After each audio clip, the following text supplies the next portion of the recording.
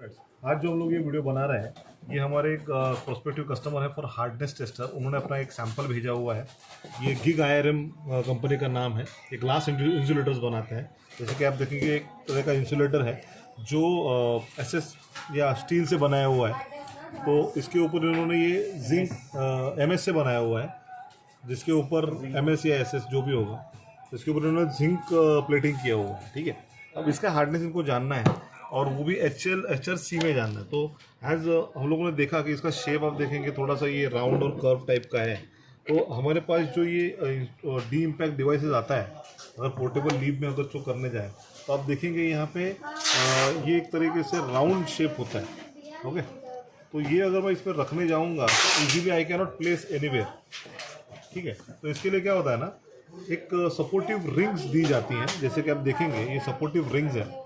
जैसे कि ये रिंग आप देखेंगे ये Z2550 मतलब 50 mm डाया के हिसाब से ये बनाई गई है। ये डाया है, कर्व्ड है, और कुछ बनाई जाती है 30 mm डाया के हिसाब से।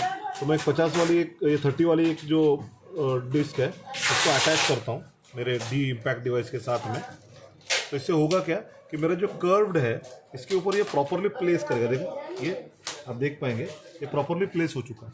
तो मैं इसको रीडिंग लेता हूँ ये इम्पैक्ट के लिए। अब देखेंगे मैं इम्पैक्ट करता हूँ, ये रीडिंग आ रही है HL में 433। तो ये देखेंगे आप कि HLD जो ये लिप डिवाइस है, तो HLD का जो ये स्केल होता है इसका चार्ट आप रेफ़र कर दीजिए, नीचे देखिए लिंक में। तो HLD में आप देखेंगे तो यहाँ पे देखिए इसका HLD का स्केल जो शुरू होता है ये करीब करीब 510 लीप से शुरू होता है। ओके, और वही अगर कन्वर्जन चार्ट में इसमें देखेंगे हम HRC में, तो HRC में ये स्टार्ट होता है लगभग 20 से। ओके, मतलब 510 leap is equal to 20 HRC। Okay, तो यहाँ पे हम लोग जो देखने जा रहे हैं तो आप देखेंगे यहाँ पे लीप इनका आया हुआ है 433।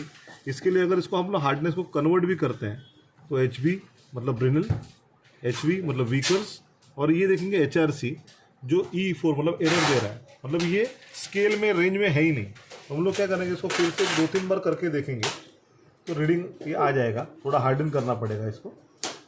ये देखिए मैं इसको बीप करता हूँ।